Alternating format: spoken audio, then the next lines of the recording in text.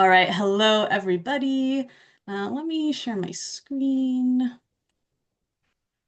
Um, no, we want that one. There we go. All right, can everyone see that okay? Yep, perfect. Okay, let me. Yes. Oh no, what did I do? Oh no.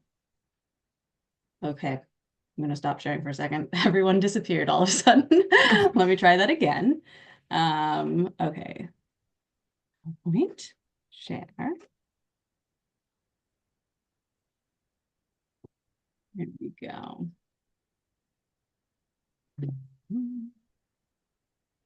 Okay, there we go. Hello, everybody. Sorry about that. Minor technical difficulties.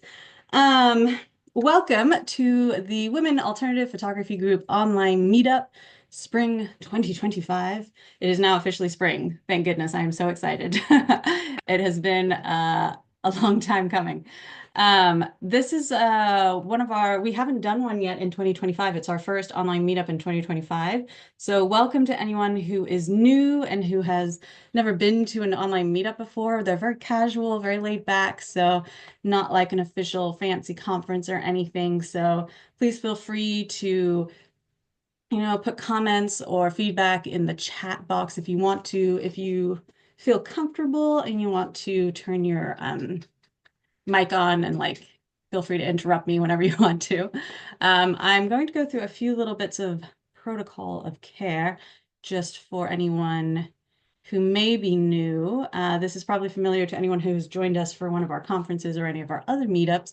But just to let you know, we're going to be recording today's session. And this is, like I mentioned earlier, just in case we have anyone from different time zones or people that couldn't join us today who would like to watch the presentations. So if you'd like to remain anonymous, I understand that not everyone wants their video up on YouTube. So please feel free to just turn your video off or change your name if you are wanting to be anonymous. We will have a question section after each presentation. So we'll do 10-minute presentations and then we'll have, about 10, 15 minutes of questions afterwards. So please feel free to put any of your questions in the chat box. Or if you do, like I said, if you feel comfortable speaking, then you can, raise your hand, turn your audio on, and you can speak freely. If you need to pop in or out, I understand that we all have caring responsibilities. Oh no, my dog's about to bark. Choo choo, stop it. Apparently the neighbor dog has decided to come out to play. Um, Sorry about that. So yeah, if you need to pop in or out, if you have things you need to do, of course, we understand. Everything will be recorded, so you can always come back and watch it later. I understand that these virtual spaces can be kind of difficult to navigate for some people. I know we all had maybe a bit of trauma going through COVID having to be online, but obviously there's a lot of great benefits to being online and having lots of people internationally join us. So do whatever feels most comfortable to you. If you want to participate in the chat, please do. If you don't want to write anything and you just want to have your video off and you just want to listen, that's great too. So whatever you feel more comfortable doing. Also, if you feel comfortable sharing your pronouns, that would be great. And then if you are referring to anyone who has put their pronouns in their name, if you could just make sure to, respect their pronouns, that'd be excellent. Um, Also just, basics, like awareness for other participants, making sure not to interrupt people.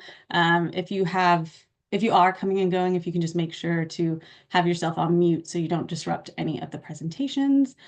If there is, if you feel triggered by any of the topics that are mentioned in any of the presentations, please make sure to take care of yourself. If you need to step out, go for it and you can return whenever you feel comfortable. This is obviously, we want it to be a safe space. So if you are feeling like any of the topics we are discussing today are difficult for you, then, take care of yourself first. That is obviously the most important. And if you do have any concerns, you can contact me on the Women Alt Photo Group Gmail account. Oh my gosh. If you hear Chewy grumbling, he's given up. He's decided that the neighbor does not want to be friends with him. Um, Anyways, so for those who are new to Women Alternative Photography Group, I won't go into the whole spiel, but We are a feminist research project that celebrates women, trans, and non-binary artists from underrepresented groups working with alternative photographic processes. The main mission at its core is committed to researching and distributing new knowledge on all of these super cool processes that we're going to learn about today. And we take quite an expansive definition of alternative processes. So really any sort of experimental approaches, from cyanotype to collage to all different things. So yes, that should hopefully Sorry. My dog is being insane. Okay, so what can you expect from today's session? We are going to have three presentations. For those of you that don't know, these online meetups are sort of like first come, first serve. So whoever signs up for a presenter position, it's the first three people basically. And so we have three incredible presentations today, which I'm very excited about. And we will have questions after each presentation, so feel free to, contribute in whichever way you desire. And also just a little info on what's happening at Women Alternative Photography Group. We turn 2 next week, which is so weird. I didn't actually realize until the other day I have not done any planning, which is probably not great from a marketing perspective, but we turned 2, which is very exciting. So we have 2 interviews coming up in the next few weeks. And then, oh, okay. Can people hear me okay? I've just got a chat saying that people cannot hear me. You can hear me okay? Okay, interesting. Um, Maybe it's on your end. Maybe we'll try and figure it out. I'm going to continue and then I'll chat with you in a second. Um, oh, the dog barking. Excellent. Okay, you can't hear the dog. That's fantastic. He's now just given up hope and is just chilling. But thank you for letting me know. Okay, so yes, we have 2 interviews coming up. I'm really, really excited about these interviews.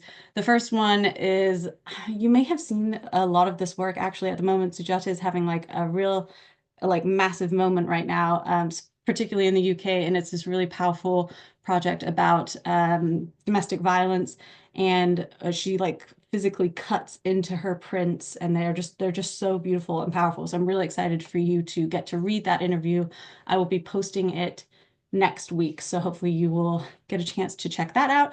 And then the second interview was the one that was supposed to come out in February, but we had a bit of scheduling delays. So this one is from an incredible artist who is based in Miami, who's originally from Cuba and is working with communities in prisons and working with alternative photographic processes with sort of these groups. So I'm very excited for that one as well. That one, I'm thinking I will probably release that one the week after. So in the next few weeks, there'll be a couple interviews.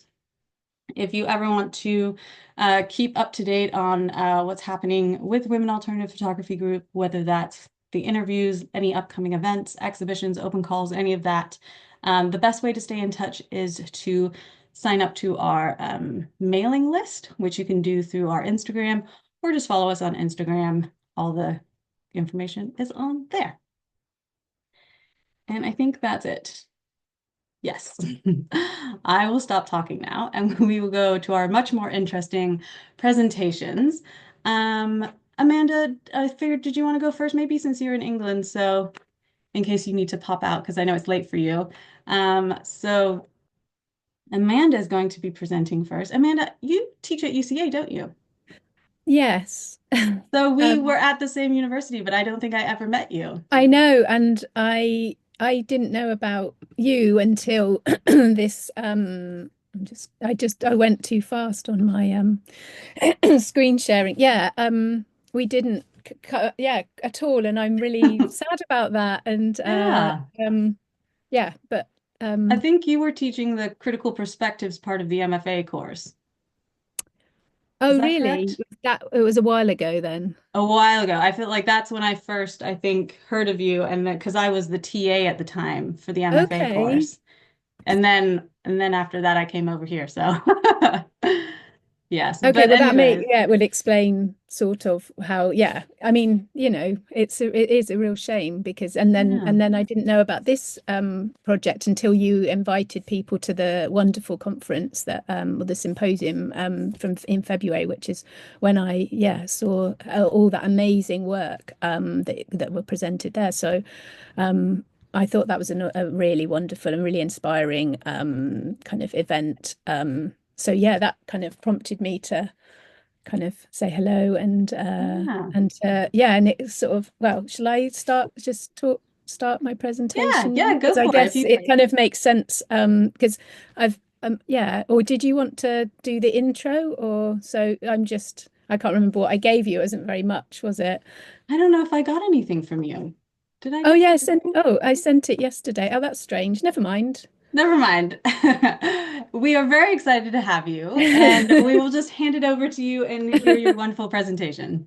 Great, thank you. Well, I get in the I think in the intro that I offered to Lizzie was saying that my practice. So I'm an artist and a researcher at the University for the Creative Arts in Farnham in the UK, and I and my practice is quite it kind of straddles quite a lot of things. And but I guess, and I've been working with sort of alternative photography for quite a long time, but in different sort of bits. So I've brought together some kind of pieces that span quite a long period because weirdly, well, not weirdly, I just turned 50 this year, which is a shock to anyone who's in that position. It's like, oh, you might have quite a lot of work. So I'm going to start to kind of talk about a project that I started in 20, not, I keep saying 20, but it's 2009. I can't even say that, it seems so long ago, called The Three Magic Particles, Light, Dust, and Photographic Grain, which utilize the conceptual and physical construct of the pinhole camera or the camera obscura, which created images that were transient, elusive, yet physical.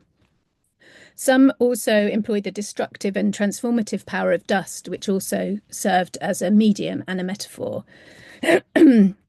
Originally conceived as a single photograph, Dust Passing was inspired by Robert Shapazian's writing on Man Ray's Dust Breeding, a long exposure of settled dust on Duchamp's The Bride Stripped Bare by Her Bachelor's Even in the Art of Photography, 1839 to 1989. So it was a catalogue for an exhibition.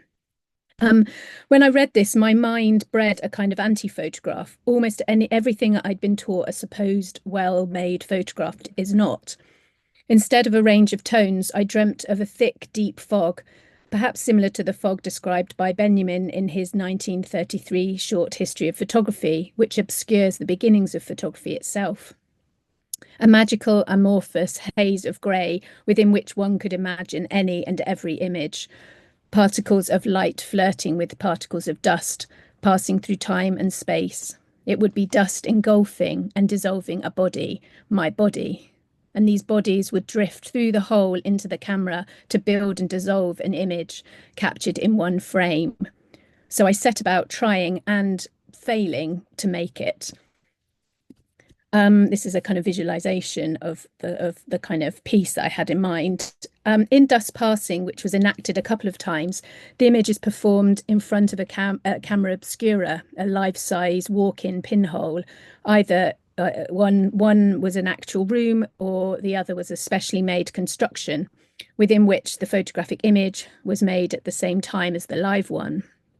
The audience entered both spaces, the light, live space, and the dark chamber of the camera obscura, and were implicit in the work, not just as a witness, but also as participants.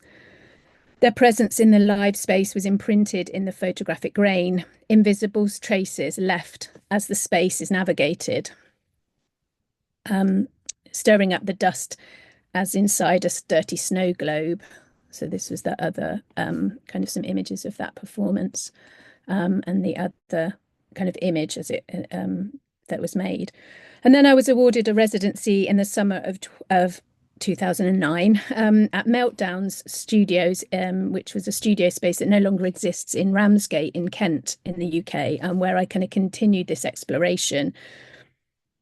making these pieces. And then the work then evolved into a series of levitation performances, which continued my interests in inversion and suspension through a pair of images, one live and one mediated. For example, Levitation for Calgary of 2012, light is emitted from lamps donated by people from the city. A backdrop of black cloth draped a wall and across a table upon which I performed lying face down. I engaged in an active pose, attempting to lift as much of my body from the horizontal surface as possible. The live action was performed in front of a makeshift pinhole camera obscura on top of a table. One at a time, an audience member sat and leaned their head inside the box, surrounding themselves with black curtains to exclude the light. Gradually, their eyes became accustomed to the dark, and an image began flickering on the transparent screen. They witnessed a levitation, a pale figure hovering face up in a dark space. Levitations are an act of faith. By lending a lamp, the people in Calgary lent their support, declared their belief in the project, and thus physically and metaphorically made the performance happen. And then I around the same time, I started a project, another kind of body of work, which is part of this series, but it was called Pompeian Inversions, which was the starting point was a souvenir postcard I acquired on a visit to Pompeii in 2011, which depicted the cast form of a figure from the tragic eruption of AD 79. The postcard was photographed using my biscuit tin pinhole camera, first obtaining a negative image of the card. This image was then rephotographed in the same manner as each ensuing image. The repetitive act of reproduction from positive to negative to positive corrupted each successive image, which was further degraded by a layer of dust that I placed on each photograph before it was rephotographed. Evidence of the material world and an echo of the eruption that destroyed Pompeii, the ashes both object and image, becoming both creator and destroyer. The Pompeian versions, in the Pompeian versions, the postcard used at the start of the process to generate these images is one of many hundreds of thousands of mass-produced copies that would, as Benjamin theorized, have withered away the aura of the original object. However, this new act of reproduction, whilst diminishing the image, I hope would re-imbue the object with a new presence. So now I'm going to that's what they looked like in their little display boxes that at various points I had them open and some of them closed. So I'm going to now fast forward quite a long way to 2021 and 2022, when I co-curated a project about the Commons with a friend called Catherine Morland at the Museum of English Rural Life, which is part of the University of Reading. My artistic contribution, Becoming with Wheat and Other More Than Human Others, explored our long and enduring relationship with the cereal. I created portraits of individual plants as they grew to emphasize each plant being, as philosopher Michael Maedeh writes in Plant Thinking, both one and many. Evoking the effects of photosynthesis, I employed the Victorian process of the anthrotype, which utilizes emulsions extracted from plants and UV contact printing, often taking very long periods to emerge. Experimenting with the abundant wild and spontaneous plants I had removed from the plot in my garden before sowing the seeds, such as Canadian fleabane or common poppy, dandelion, ribwort, plantain, and sows thistle, I discovered that dandelion leaves worked best, forming a rich green hue with the golden edges that faded to a greeny brown. Referencing spirit photography, while sowing and harvesting the wheat in my garden and at the mill, I attempted to manifest through performance to camera, both digitally and through the pinhole, the grain spirits, wearing masks that I'd woven and plaited with straw, capturing them in the photographic grain, arresting what the eye cannot see. During the exhibition, I exhibited large-scale images. I can't remember what the size of them is, and I forgot to measure them. um, so I exhibited two images over the kind of time of the exhibition. One was a kind of earlier grain spirit, and then one that had I developed after I had harvested from the wheat that was growing in the mill. This is me with the pinhole camera. Um, I haven't got better photographs. They're very, as probably most of you who've worked with anthotypes know, they're incredibly difficult to rephotograph.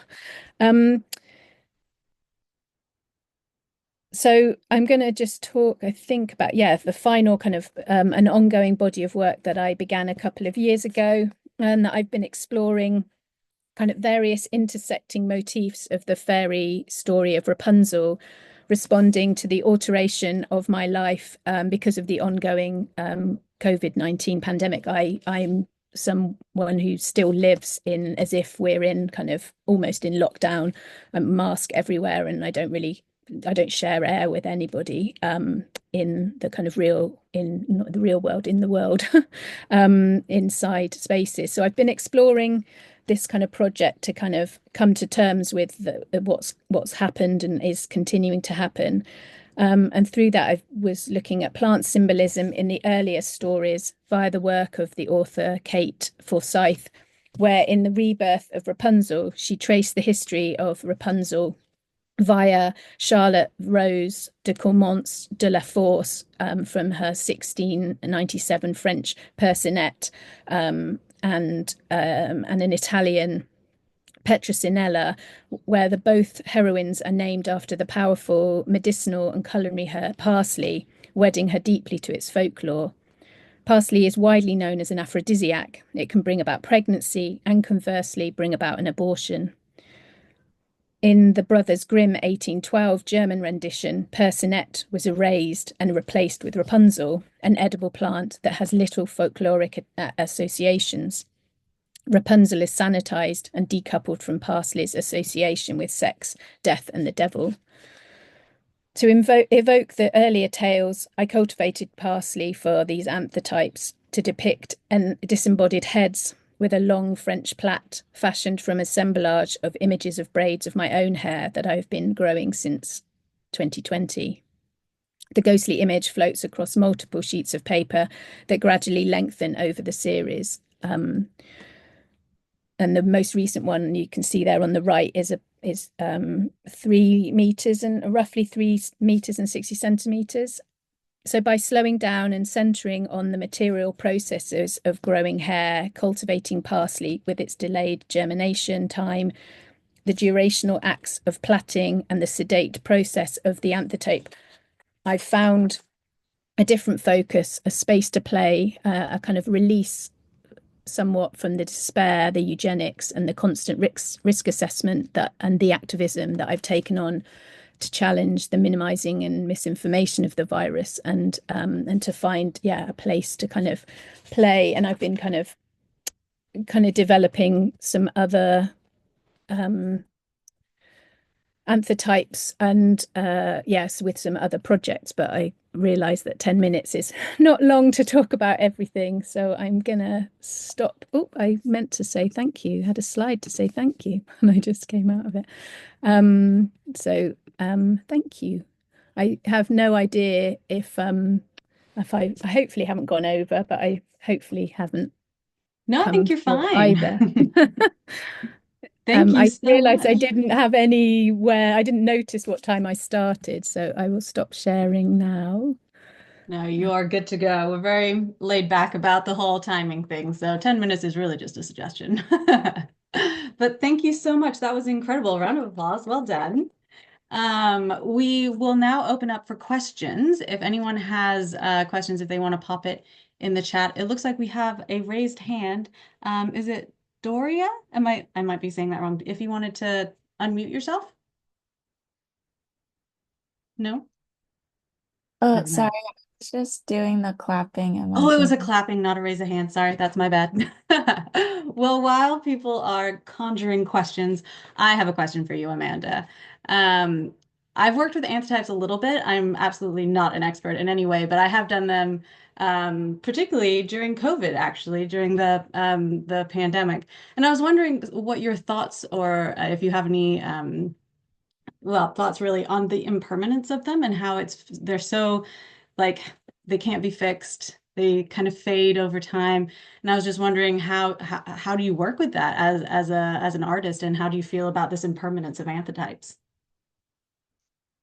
Mm, Yeah, I kind of love it. I think that's partly why I kind of was drawn to the process. So until I started the Becoming with Wheat project, I'd never heard of them. Because I my training wasn't in sort of photography. I did a sculpture degree and then a printmaking degree, and came at at my kind of interest in photography very much from a like just picking things up as I went along, and I'd never heard of them, and it felt quite important to make something that was so I missed out a bit of my presentation, so maybe this is so because I was working with weeds, or I say weeds in inverted commas. I quite liked this idea. So I was reading quite a lot of Michael Maedeh, Plant Thinking, this really lovely book, which is like, it's kind of very heavy philosophy, and I don't get a lot of it. But with philosophy, there's bits that you just drawn to and make evoke something. And he talks about plants kind of flourishing on the like the often that we're plant blind, but they flourish on the edge of this of visibility. So he's very kind of interested in this idea of them being kind of on the margins of what we see and what we kind of pay attention to.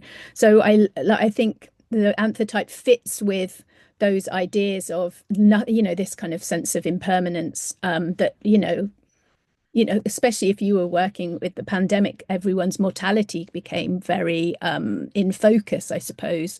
And so I'm very interested in how they are, how they will not last and how we can't kind of grasp them, and I'm fortunate, I suppose, in some ways that I have a kind of a job, which is a part-time job, so I'm not necessarily needing to sell my work. So um I haven't thought about having to sell something that people then really can't put up. So it's something that maybe has to sit kind of closed in a drawer, and you maybe go to open it and look at it like a kind of print folio or whatever. So, but that idea that you have to kind of keep things hidden, I don't know. Yeah, I love it. I think it's kind of perfect for my needs. And I like this idea of not grasping as well. So that idea that you can't keep anything properly for very long. Um, and so, the piece that's in the show, so the big piece that I showed, the Platt, is in an exhibition at the moment, and I commissioned a student in photography to kind of document it, but it had already been up a couple of weeks, and it's already completely changed. The green has really gone, and it's now kind of much more brown. So, I have to put that aside and say it's just, yeah, it's constantly in flux, I suppose. Absolutely, yeah. And I think I've worked with soil chromatography, which is like also something that can't be fixed. And it's kind of, Mm, you have to like hand yourself over to the process and just sort of accept whatever it does. yeah, And sometimes that's something really cool, and sometimes it just disappears or turns black, and you're like, what? That's not what I wanted. So it's sort of that constant, for me, it's like documenting the transition and how things change. And I think that's really fascinating. But I think like you were saying, when you kind of talk about the art market, and this idea of like selling something that's so like it will just disappear, like how does that then work in the context of, purchasing work? And yeah, I've spoken to a few people who have who are like collectors, and there are some people that are very much like protective of it and they keep them at like completely in the dark and like you're saying, Mhm. like in a little box that they only view like once every blue moon just to like make sure it's super safe. And then you get some collectors who are like really fascinated by the fact that it will disappear. And so then, yeah, they have it on display and they are like part of the, like they want it to be changing. So, yeah, I think it's really interesting. We've got a couple questions for you in the chat. So the Okay. first one is, do you have any images of your cameras? Do you make for your pinholes, or do you make them, or are they purchased commercially? No, yeah, I'm very I so the I haven't got commercial ones. I just used this biscuit tin that was in fact I have it here. It's very beaten up. Um so I quite like the kind of the like makeshiftness of it. So this is just an old Foxes, which is an old British company, kind of maybe just under 30 centimeters. I'm not sure what that is in inches, maybe 11 inches. I know that you in the US have inches. And yeah, so I and then the one that I made for the project or for the performance in Calgary, I made it as a car in a car as a cardboard box that I could eat. I made it at home and then kind of cut it carefully to flat pack it to take in a suitcase. I have always tried to do stuff that's very cheap, if that's not, in a good sense, like very thrifty. And that's why I kind of really, because the photographic paper is very expensive, isn't it? It's like one of what another kind of reason why I think using these other processes, obviously the ecological, I'm very kind of drawn to that with my kind of more recent work. I feel like I have to kind of consider those things now in in everything I do, Mm, but including the work. Um, but yeah, I don't I've never I would have loved to have made myself a beautiful camera, but then at least the biscuit tin is very light, so you can kind of just take it everywhere. Because I remember going to the Alps after I did the performance that I was shown next to the Calgary one. I That was the first time I did it. I was invited where I'd been for a residency many years ago when I first almost left my BA, and they invited me back to do sort of an event because I was making performance at the time. So everything had to be very easily kind of packaged up or left and not worried about. And I took this biscuit tin to the Alps, and made some images in the snow. Well, yeah, and I wasn't going to be able to kind of carry, like I haven't got that training as well as a kind of a photographer from who's people who've maybe been trained to know how to kind of carry all your equipment and be, I need to just be what I can put in my bag kind of thing. Um, yeah, I love that. I love the versatility of Pinhole and how you can literally make it out of anything, Yeah, which is always so it's so inspiring. lovely for that, isn't it? I think, and the idea that you can make it with in a cardboard box with a bit of black fabric. Obviously the fabric had to be really super tight, Mhm. light tight, but these other the big ones I made. So one was in a room that had another. One was like a. So that first performance that I showed, the dust passing, was like a long room that we split in half, so one half was the camera obscura. And then when I made the one for the Spill Festival, I had to kind of build a kind of, a space. So I made just a sort of frame with kind of wood and blackout fabric that I then kind of made in that space. I kind of took it all apart and then redid it. And it like was quite a nice thing. I did that with my dad, who never really knows how to support my work. So I made him kind of be my hands, to hold the kind of drill. These things that well, for me, it was like, how do I kind of make that connection to my dad? And so we kind of made that together. Although he was much more of a cowboy than I was in terms of kind of like, oh, that will do. No, Dad, it will not do. We're going to do this properly. Oh gosh, yes, I think my dad would be the same. We've got a few more questions that have come through. The first one is what is the pinhole exposure during the volcano ash images that you were making? Mm. I don't know. I'm sorry. I will have to go back and look in my notebooks. I did it.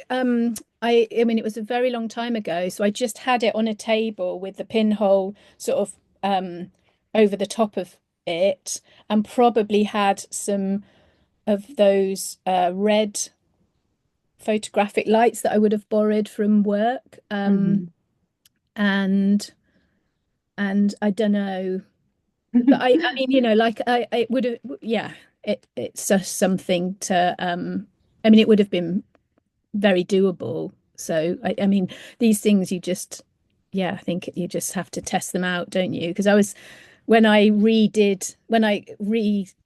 engaged the kind of pinhole photography again with the grain spirits, it was like I did go back to my notebooks and found sort of like rough timings, but the light was outside and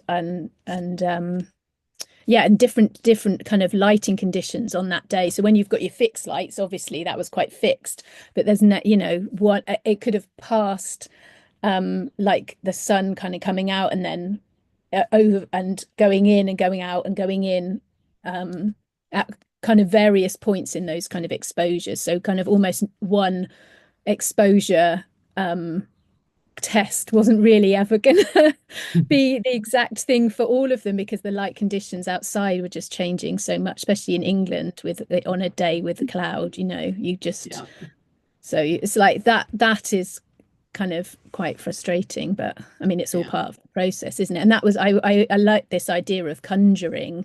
I think you said when people are kind of conjuring their questions, like I feel like all of these projects are about a kind of form of conjuring, kind of like trying to tease out something or kind of or wait for something magical to happen. And I guess that's where the beginning of my kind of fascination with photography is that moment that like if you that we don't have as much with digital photography is that when those images appear in the developing tray, like I think it's just, there's nothing like it, is it? To see Yeah. that image that you've made a kind of appear, and that feels like a conjuring. It felt Mhm. utterly magical, and still does, when that appears, and especially the image that you want, or the one that you didn't expect to kind of, Yeah, see. So I like this idea absolutely. of conjuring. Well, we've got a few more questions, but just for the sake of time, if you don't mind sort of heading into the chat and looking through them, and if you can respond to them in the chat, that would be excellent. And Sure. just for the sake of time, if we want to move on to our next presentation, um, and I'm sorry if I'm pronouncing this wrong. Is it Maedeh? Did I say it right? I'm so sorry. It's right, Maedeh. Maedeh. Okay. I will introduce you if you're ready to go. Okay, thank Let you. me open up. Okay, here we go. So. Maedeh is an Iranian multidisciplinary artist and social activist using art as activism, integrating archives to highlight Iran's oppression and amplify silenced voices, bridging past and present to engage global audiences. So over to you if you want to share your screen. Hi, everyone. There you So, go. you, okay. It hasn't gone full screen, just so you know. It's full as, is it? It's not full screen yet. I think you have to do the thingy that you did last time. Okay, sure. There you go. Okay. Hi, everyone. So my name is Maedeh, and I'm from Iran. So my work, Beyond Shattered Honor, it's my first project, and I did this for my MFA thesis as a photographer and fine art artist. but it's ongoing project. So my project, if okay, it's about the honor killing for people that don't know what's the meaning of the honor killing. It's the act of violence, and it's about that family most of the time, parents, father, brother, uncle, husband, murder they family member, and most of the time it's woman under the name of the honor. And the causes about the honor killing, it's about child marriage, it's about forced marriage, relationship out of the marriage, or even, for example, you show your hair. Um, they calculate all these things under the honor. So because of the laws and Islamic laws and rules, they can kill the daughter and the woman in their family. And the punishment, it's nothing technically. So my project, um, it's about the victim and the woman that um, died because of the honor killing. So this is my installation in Dorsky Museum in New Paltz. I living in New Paltz, and I finished my MFA there. So the first thing I did, I was collecting, and I'm also collecting even now, collecting the image of the victims. Um, because it's very difficult to find a real archive, and most of the time, they don't show the image, woman's image in funeral card. So I collect the image and made a website Beyond Shattered Honor, and I just started creating the moral card for them and show their faces, and I collect all the image from social media, and or I worked with the journalist that working on honor killing, so I just collect all the image, and um, I just wanted to give them the honor. So this is the website that if you go and check it, you can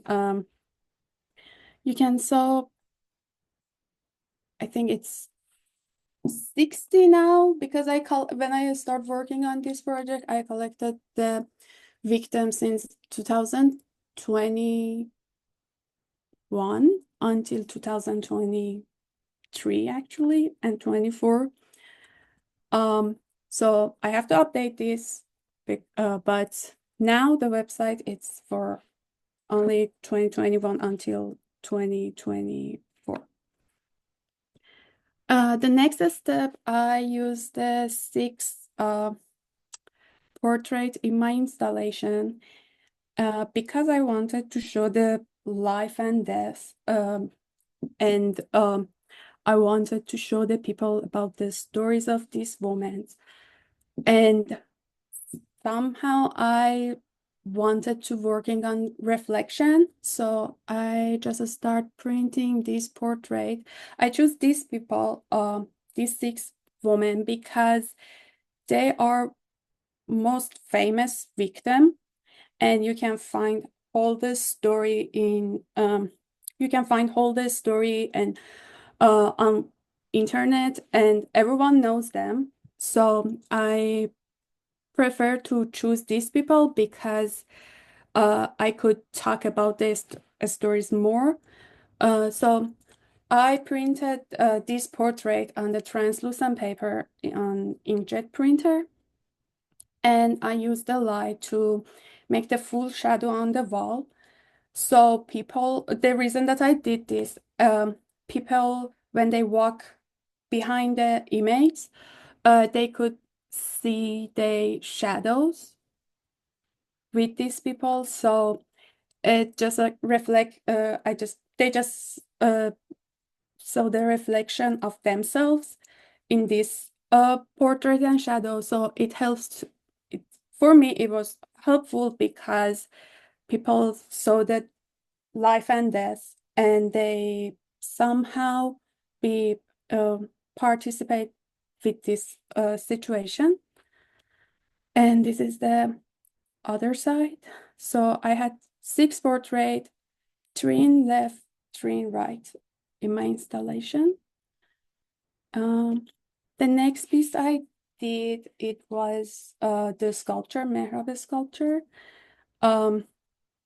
So for this sculpture, I used the for people who I don't know if you know about the mihrab or anything, but the mihrab is the holy place in mosque, and we always use the mihrab in the mosque, and it shows the God Mecca, the God place for Muslim people, and it's always is vertical and on the wall. So for this project, I use the same real size of the mihrab, and this is my sketch if you can see.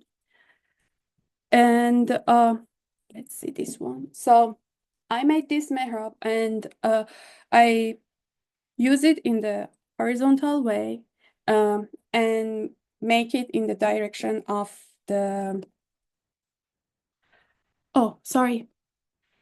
direction of the woman, and they picture and they story the video. So I just wanted to show that, okay, that it just critical of the rules and laws we have in the Islam. So I just wanted to show the people that how God can kill the people and how you can kill the people under the name of the God, honor, and everything. So for this piece, I created it with the wood, and I just for the side, I use my handwriting and I burn the victim's name on the wood, 2500 name on the left side, and 20, let me see, 2500 left side, 2500 right side. And for the design of the sculpture, if you can see these, actually you can, sorry. So first I created the tiles, but I couldn't finish it. So I used my hand and um, use the traditional Persian design on the mihrab, and I made it with my hand. So the design was with my hand, and I put that Persian rug and the body into the mihrab. So the reason that I use the Persian rug and the body, it was that Persian rug is so famous, and always women's waving the rugs, but they are behind this art, and no one talk about it. And the reason that I show this in my installation, I just wanted to show people, first, we use the rug when we hold the bodies before we bury them. And the second one, it was that, okay, this woman has art, and this masterpiece as a Persian rug, we call it's making by woman, but it just like, but we don't care about them, we kill them, you know. So that was my idea, and I put it on the mihrab again for the criticize the religion. And this is how we bury the bodies and carry the bodies, so you can see the references. And this is the uh, close-up picture of the rock and everything. So I asked people to be part of this installation, and I asked them to put the flower on the rock. So I just wanted to show this, that it just like I just wanted to be part of this exhibition, part of this installation, because it's just interactive, and if for me, it feels good for me because people also people related to the installation and the show, and they feel, and it was, as the experience, it did work for me. So I used the video to to share the six women that I have in my installation to tell their stories. And I show this like this way. I don't know how to explain, but and for the card, I just printed these papers and people could take them. As you know, it wasn't a postcard, but I use it in that way. So I just share the stories and I ask people to take the paper so they could read more about the honor killing, because it's somehow is here it's people unfamiliar with the honor killing. So I just did this so people can take it, and after, if they want in the while, they read about the honor killing and know about this act. And thank you. Sorry. Thank you. That was such a powerful project. I remember the first time I saw you speak about it, and I was just like, oh my gosh, this is a really important topic. And I think you've done such a powerful way of sort of talking about it and showcasing it in an exhibition space. Thank you. Um, I'm sure we'll have a bunch of questions coming in. We already have one, but I have one that I'm going to start us off with. I'm really fascinated by this sort of gathering of information from social media. And there's another artist who I've just recently written about in my PhD, so it's like on the mind, who Natalie Bravo Barbie, who is working with cyanotype and is talking about femicide in Argentina. And she was saying that with her work, a lot of the stuff is not in the media and it's not easily researchable. And so the only ways that she was able to find out who these women were that were being, murdered were from groups of women who were, like speaking out about it online and on social media spaces. And so I was wondering if that's something that you also experienced, or, was it through social media primarily, or were you able to get more information like from the media and whatnot? Um, Actually, it's for this project, it was difficult because the government, we don't have the real archive and real, the real archive and resource to find a woman. So I used social media. I work with the journalists that work specifically about this, and also I knew some people um that in their family they had the honor killing. So it was I just I just looked everywhere to uh find the victims and information, because even we have the stories in the social media, some of them doesn't have picture, some of them doesn't have name, they or some of them only it's a story. The woman, for the 43 years old woman in, for example, X city, that murdered by the husband, for example.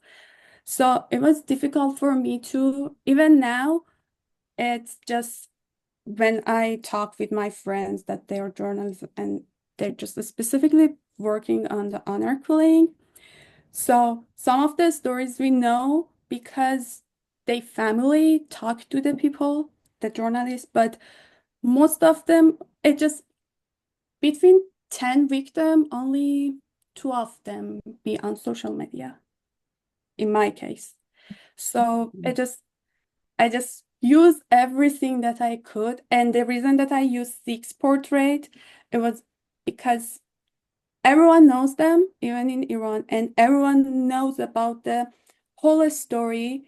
And it was yeah, I think that was my concern, that show the full story to the people here, because Mhm.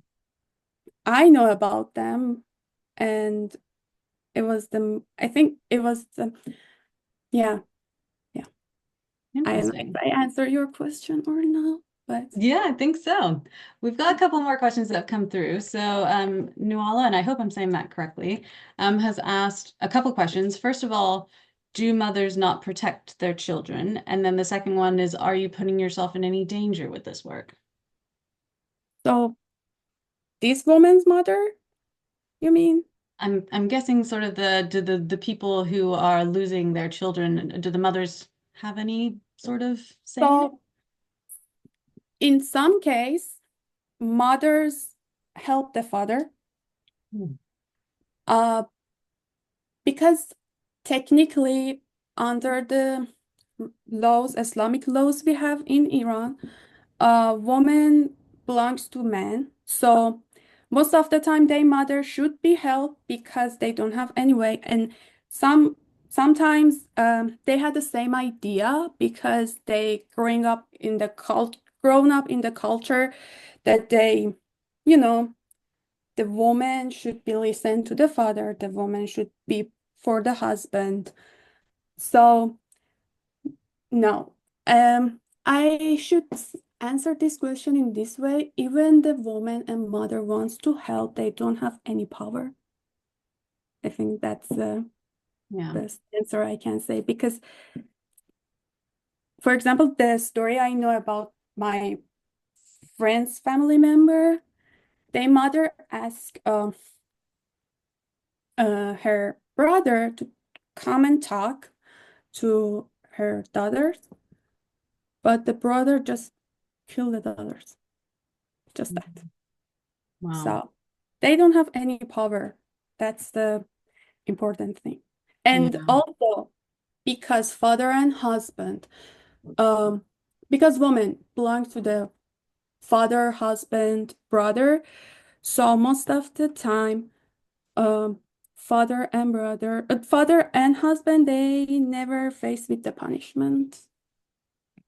Um, and yeah. Hmm. Interesting. We've got a bit of a discussion happening in the chat here, in regards to sort of this topic. So I don't know if there's Ghoul. Hi, Ghoul. How's it going? You were sort of saying that the violence against women is increasing in many Islamic countries, besides virginity, shame, etc. Now, ex-husbands kill divorced women. You were referring to Turkey. And then Nuala was saying not all Islamic countries, of course, are carrying out honor killings. Who lived in West Africa, and this did not happen. Is it Sharia law? I might be saying that's wrong. Sorry. Yes, I don't know what do you mean about the Sharia law, but yes, um, in the culture in my country, it's under the Sharia law. So, um, yeah, unfortunately, yes, it's Sharia laws. Yeah, very big topic. Yeah. Do we have maybe one last question? Oh, we got one from Cara. Is it possible for men to dishonor their families, or is this only a law that women are subjected to? What do you? Let me see the Do message. you want to read it? I might have said it Is wrong. it possible for Is it men to is it dishonor just their? women? Um, it's just a woman because of the culture, and again for the um culture is related to the rules, so they are very related to each other. So always people say that woman should be the woman is the center of the honor for family. So men, not most of the time, but in one way, dishonor their families, as I know, my knowledge and my research. And it's only time that they are gay or transgender. Right. So that's the only way. But the other thing, if woman wants divorce from their husband, yes, this dishonor. If they rejected the forced marriage, it's dishonor. If they don't have hijab and they don't wear the clothes that they family and even society doesn't like it, it's dishonor. And yeah, even if you have the boyfriend, it's dishonor the family. Well, we have one final question, and then we'll move on to our last presentation. And I think this is a very important question. How do you take care of your own well-being with dealing with these traumatic issues? I don't know, It's a honestly, tough question. because yes, because I grew up in Iran and I lived there for 28 years. So I live in that situation. Even I have a good family, but I saw that in the culture and society. that how they push the families, men. So I think, yes, I'm traumatized, honestly. But I think because for my whole life, I living in this situation, um, I just, uh, hide my uh, feeling. But it's difficult because I have one friend that her work was about the honor killing, and both of us are traumatized, but it just, it was difficult, but we have the shield that, okay, I have to do this. Um, and I'm woman from that area, so I think it's difficult. I don't know, but I don't know if I'm well now or not, honestly. So yeah, I think the most important thing is that because I'm woman and grow up at that society, I saw all these things personally. So that helps me now here. That's okay. Just as I know it's difficult, but you have to keep going. Yeah. Well, thank you so much Thank for you. Thank you bringing for attention to this thank you. incredible project that you've created. It's such a powerful, powerful body of work, and I really respect everything you're doing. So thank you so much. Round of applause. Thank you, everyone. Thank you for listening. And if you have any more questions, if you want to pop them in the chat, and then maybe if you want to just answer them in the chat, we'll move on to our final presentation from Cara. Let me pull up your intro. Um, all right, so I know Cara quite well, but I will read your intro. So Cara lives and works in Bellingham, which is in Washington in America, where she's a professor of art at Western Washington University. She received her MFA from CU, is that Colorado University? Uh, Yeah. and her BFA from Parsons School of Design in New York City. She studied printmaking, and I'm not going to be able to pronounce that one, so I'm going to say from Paris, France. And Cara's practice is rooted within drawing and expands into various techniques, including encaustic painting, collage, conventional and alternative photographic processes, printmaking, and embroidery. So welcome. I will hand over to you. I think yes, your presentation was working fine. So up to you.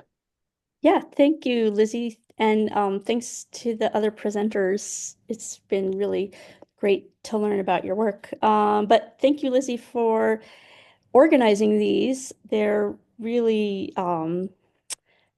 great. And so let me get my, let's see, presentation up. Can you all see that? Okay. Yep. So yeah, I'm an artist and educator living and working in the Pacific Northwest, specifically in Bellingham, Washington. And I apologize. I didn't get a bunch of captions on my um, presentation. I put this together a little bit quickly.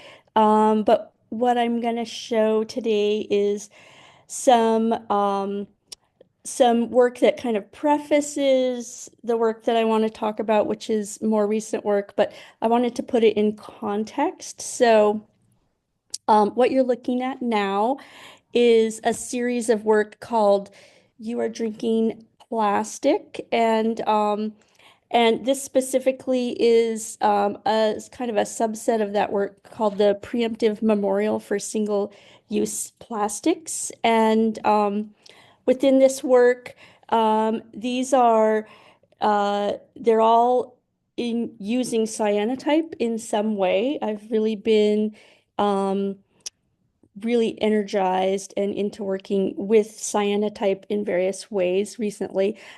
These specifically, I'm creating cyanotype as a kind of a base layer, and then I'm working on top of the cyanotype with sometimes painting, sometimes various forms of printmaking. The one on the right um, is a relief print. It's like a two-color relief print on top of the cyanotype, and the one on the left, the Ziploc bag, is gouache on the background.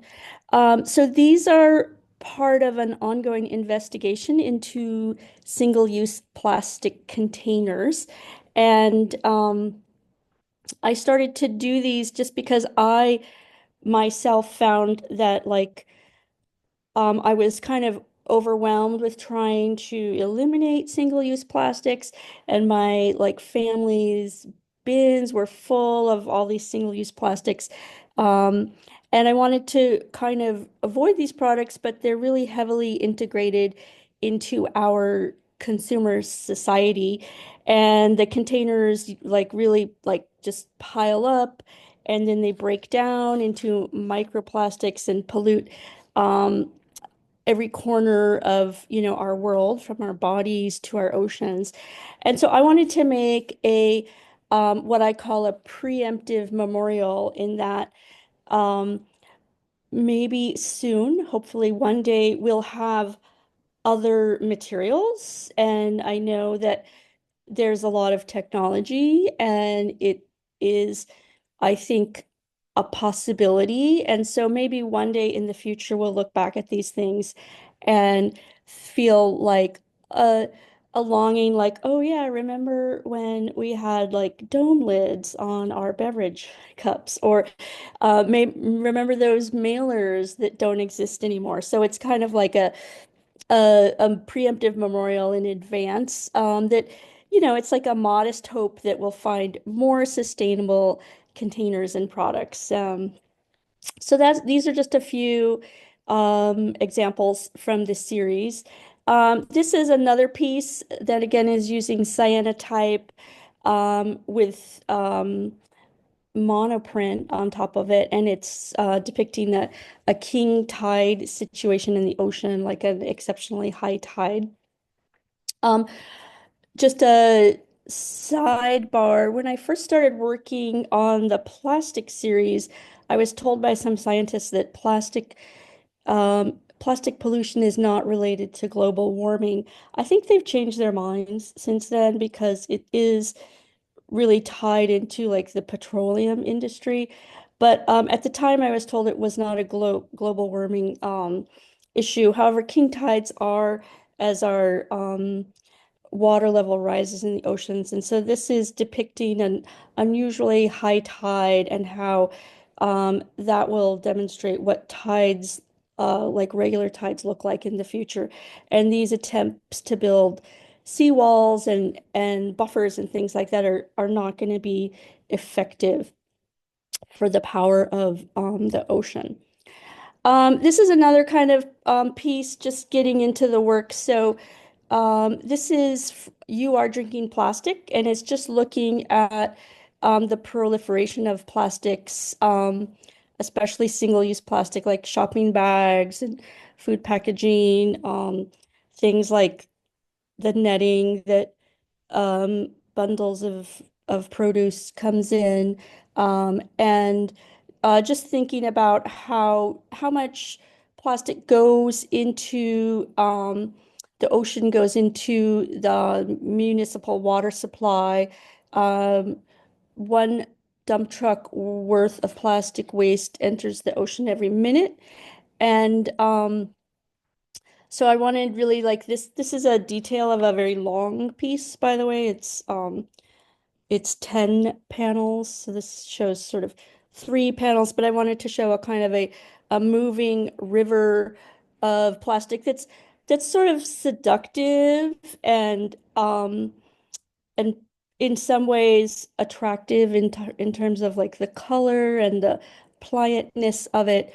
But on the other hand, it's entering our bodies, and 94% of sampled municipal water in the US contains microplastics. So we're all uh, drinking and living with plastics in our bodies.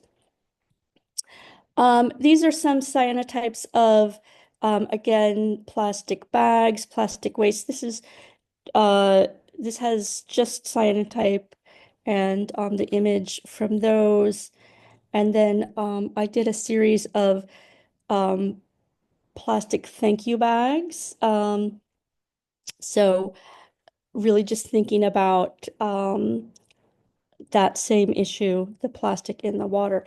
So all this prefaced some of the work that I was doing before I went to Mexico City to do an artist residency there at a place called Radio 28, which is really a great experience for me. This was last summer.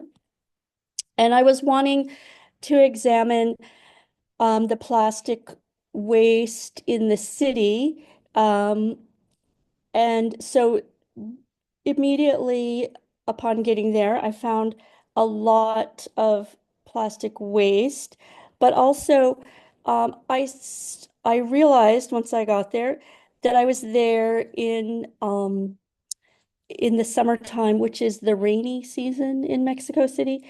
And I found so many plastic products, and not just plastic products, but everybody was shielding their plastic products in more plastic because it was the rainy season. So everything was plastic and then it was covered in plastic.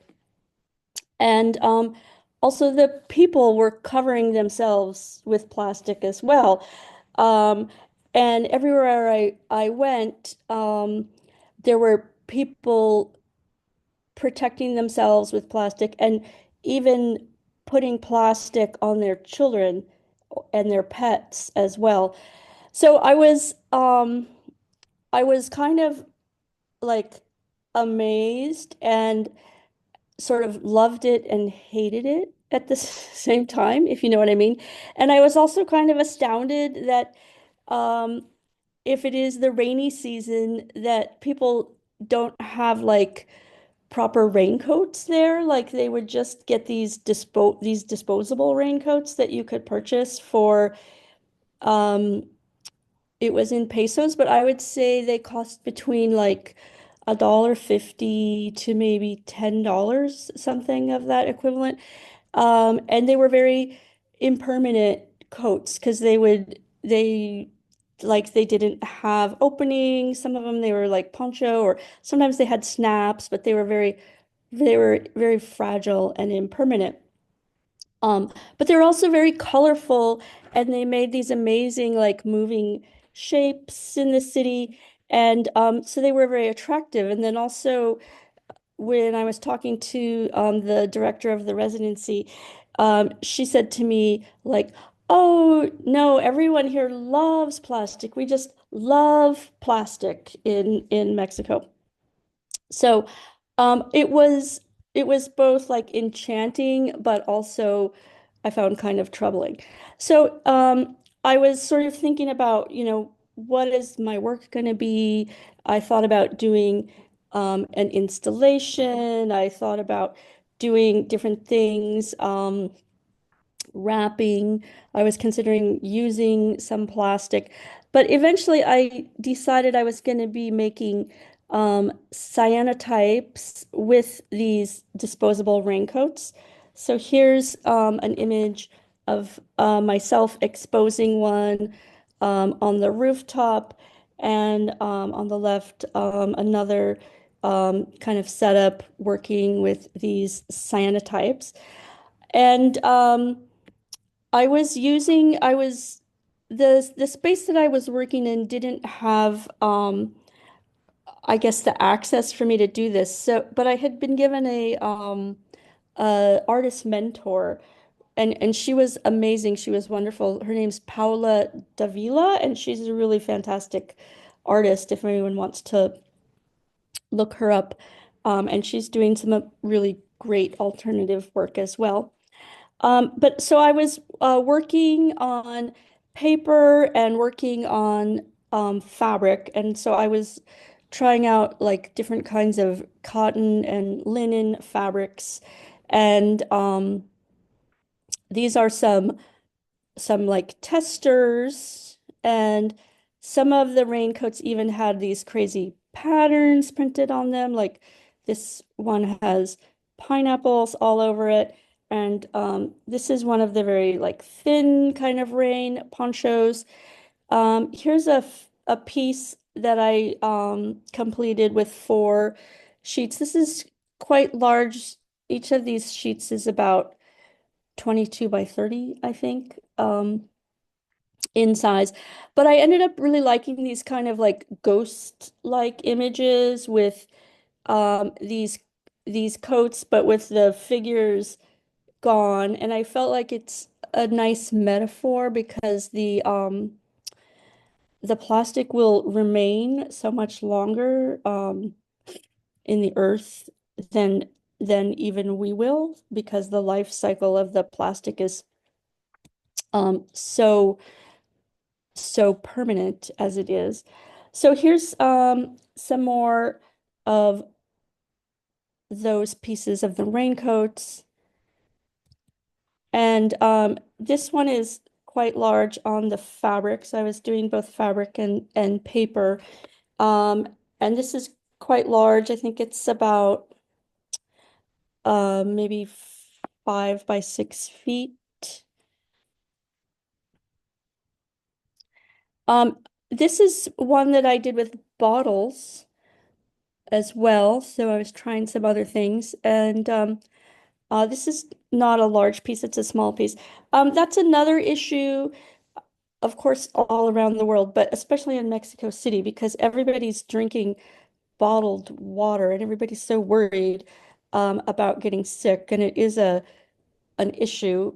Uh, I think all of the residents ended up getting sick at least part of the time. And so not only were we drinking bottled water, but people were drinking like electrolyte beverages and stuff. And so you're really going through a lot of plastic containers.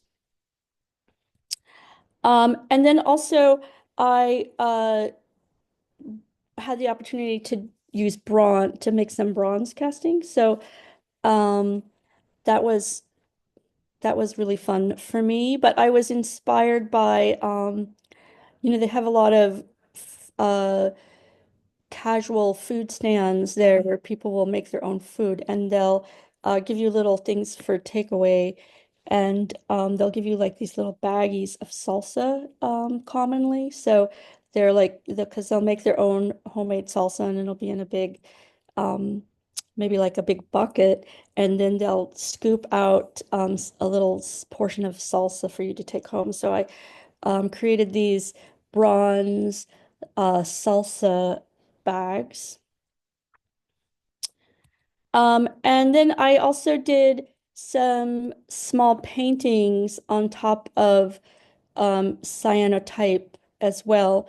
So these are these kind of like ghostly figures that are appearing, and I really wanted to have the cyanotype sort of provide that atmosphere that I'm thinking about, whether it's the air, the rain, the rivers, the oceans, the water, etc. So I did a whole kind of series of small paintings of all these figures wrapping themselves, protecting themselves or cocooning themselves in these plastic um, disposable garments.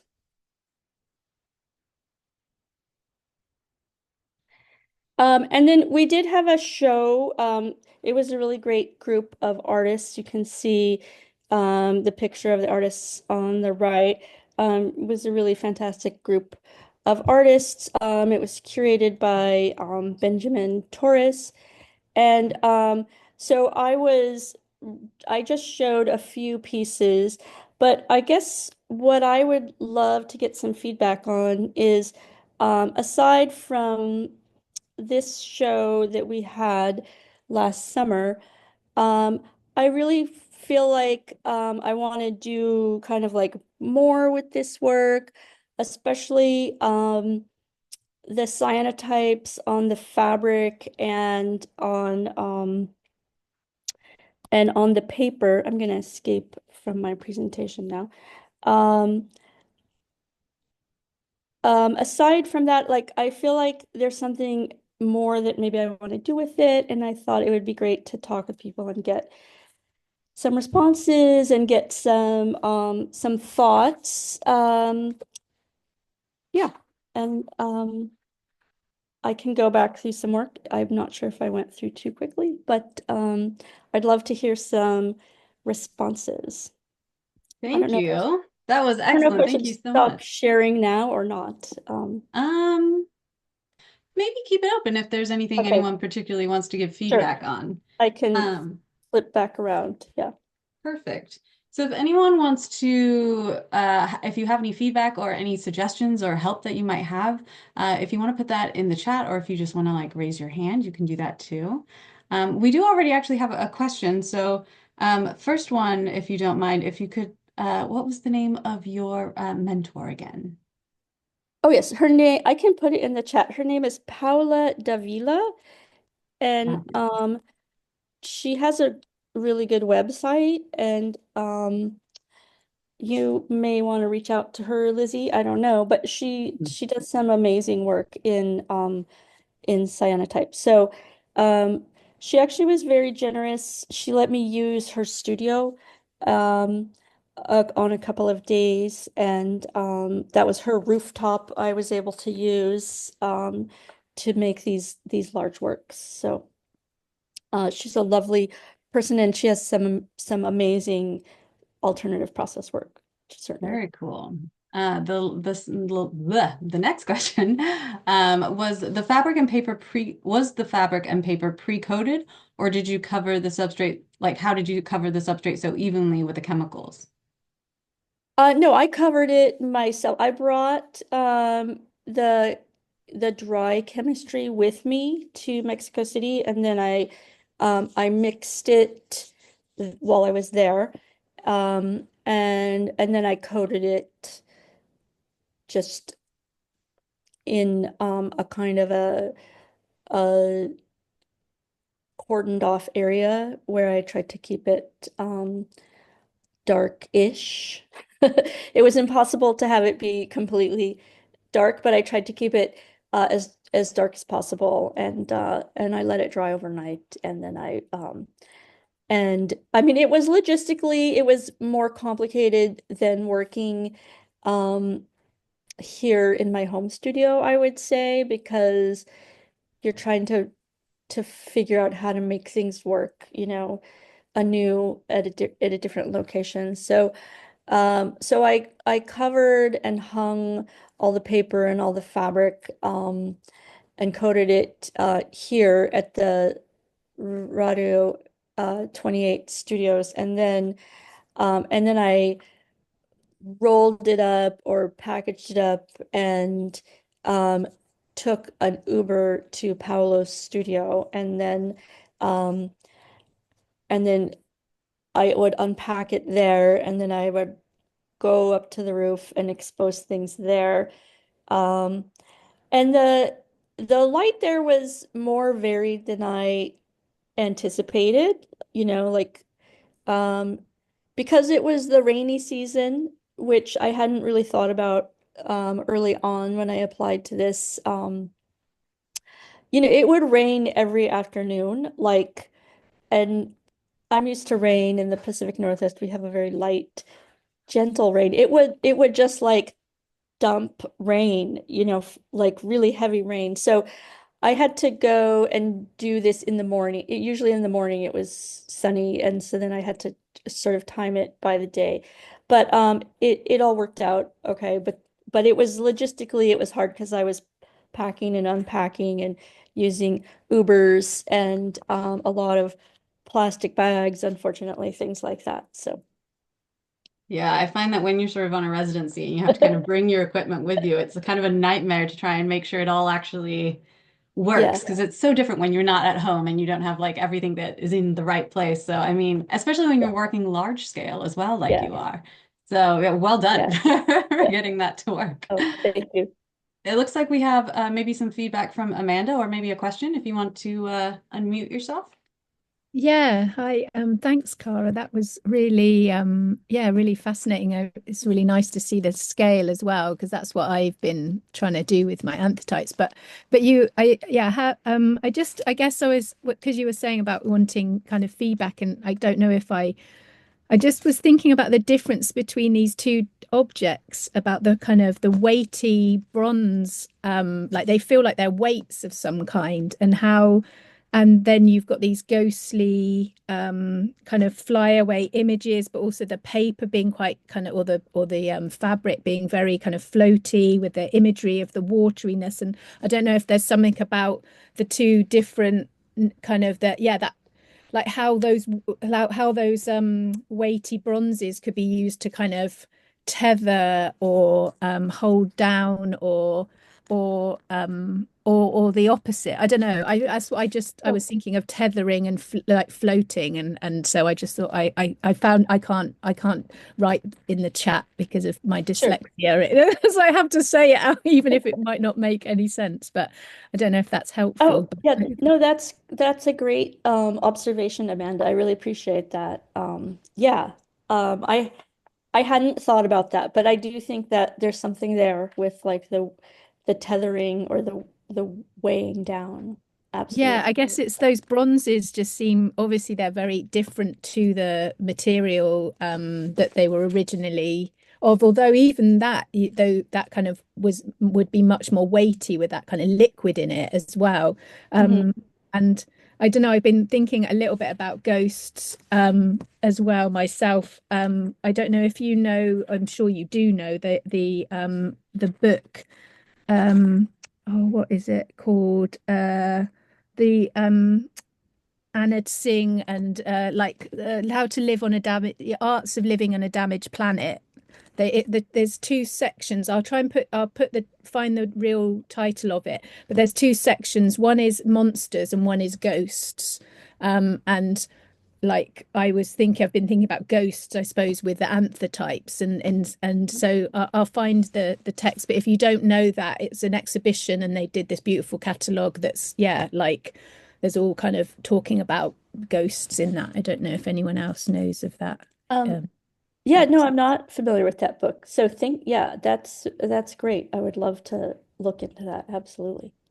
Oh, you're welcome. Thank you. But yeah, I really love this. Yeah, this ghostliness in relation to that kind of weighting down and the wateriness of, and I guess wind that you would have had as well, like Mhm. gustiness in those.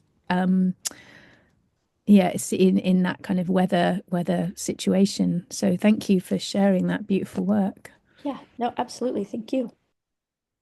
Yes, thank you very much, Amanda. And I first of all, when I first saw the salsa bags, I have never seen that before, perhaps because I have only ever lived in England and America, and England, it's very hard to find good salsa. But so that was like just fascinating and such an interesting idea to have this sort of the bronze. But like what you were saying, Amanda, I do sort of see that juxtaposition of these sort of like floaty, ghosty sort of fabric. And then even the paintings, the people that are in the paintings look very like ghost-like as well, kind of like they're moving through some like alternate, not universe, what's the word, like spiritual space or something like that. So it does sort of have this very ghostly feeling to it. And it kind of, for me, it relates back to your other work that you were talking about with this preemptive sort of memorial to plastics. And so for me, it was very like already kind of tied into that idea of, the death of plastic and the use of fossil fuels to kind of create them. Um, I don't really know where I was going with that. Just a bit of a spiel there. Does anyone else Oh, have any questions or no, feedback? that's great. It's sort of interesting to have other people find these connections that are there, but you're not thinking about, I guess, because you're so close to the work, perhaps. Absolutely. Yeah, that is very true. Do we have anything else? Any last questions or feedback? You can put it in the chat or if you want to raise your hand. It is okay if you don't. I think there was one question that I had for you, and I know when you're doing these sort of residencies, it is kind of you're in this like new environment, and it's I'm actually not very good on residences. I get very overwhelmed by it all, and I feel like a kind of a creative block.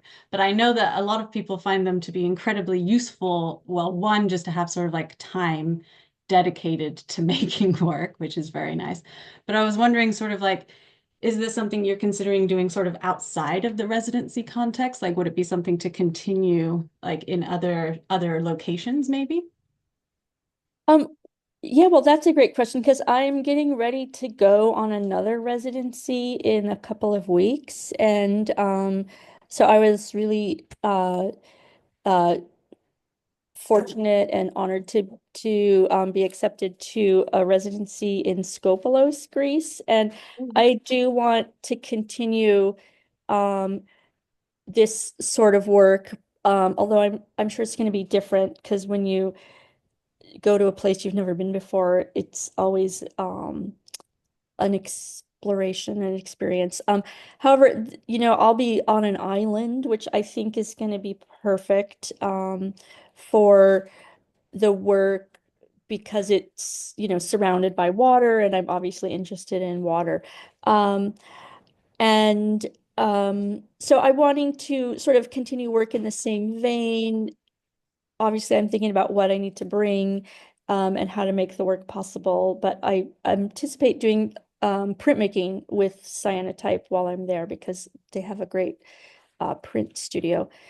I'm not sure if I answered your question, but it was interesting going to Mexico City because, of course, things were um, some things I was prepared for, but other things I was really surprised me, I guess. And it just how much plastic there was and how much everybody just like reveled in loving the plastics was kind of so every day I just see people put on these disposable raincoats of all colors and just and like one of the biggest cities in the world was mind-blowing to me. Like why doesn't anyone have a raincoat here? Was like what's going on, and of course everybody was selling these raincoats, everyone was wearing the raincoats, but in the end I wanted to show them like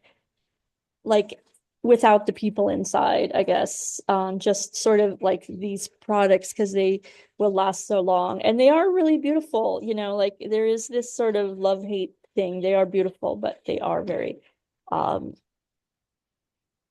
uh problematic for our Yeah. and for our planet as well.